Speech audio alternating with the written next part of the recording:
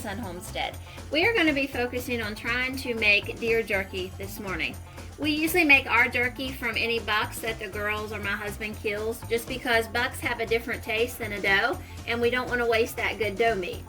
So we use the finer cuts of the buck, so that would be either the hams or also the loins. And we used to just slice it very, very thin, but we learned to get a machine, which we'll show you later in the video.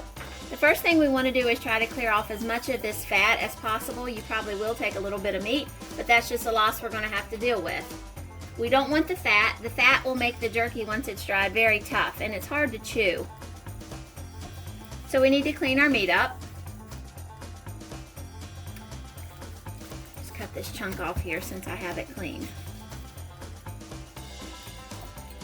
Once we have our meat cleaned to our expectations, we need to cut it in thin slices. Now, as you can see, this isn't extremely thin, but what we're going to do is run it through the machine, and then that will make it where it's very flat.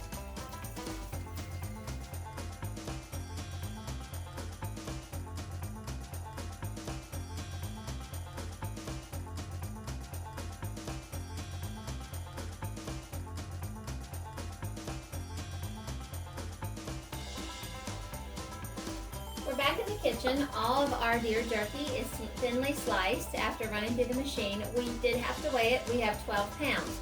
So we have our recipe, all the ingredients laid out that we need to put in. Since we have 12 pounds, the recipe's only for 4, so we've tripled it. So we have red pepper flakes, black pepper. I will post the recipe in the description below. Onion powder.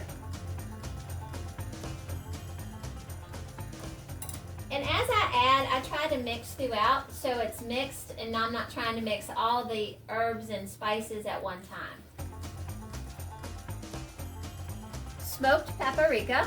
You could use regular paprika, but you're not going to have that smoky tang to it.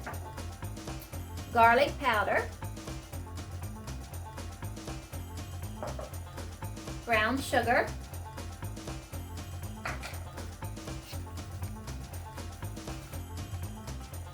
sea salt. I try to use sea salt. This is the pink Himalayan sea salt. It works just as well as any sort of Tender Quick or anything that may try to preserve the meat, and you don't have the nitrates. So that's why I use that. Then we have Worcester sauce. And the last thing that we're going to add is soy sauce, and that's kind of the base of this whole recipe. This needs to set in a cool place, preferably the refrigerator, for at least 24 to 48 hours. And during that time, it needs to be stirred. Every couple hours wouldn't hurt to stir it to get the top onto the bottom and the bottom onto the top, so everything can get all the spices through it and it can all taste scrumptious.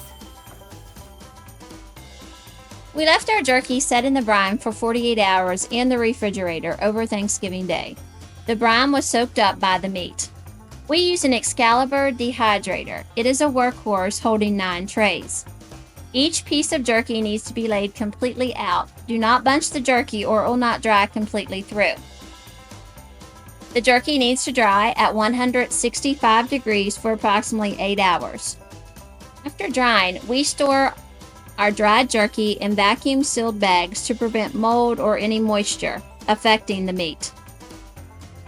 Thanks for watching. Enjoy your jerky and subscribe to our channel for more good recipes.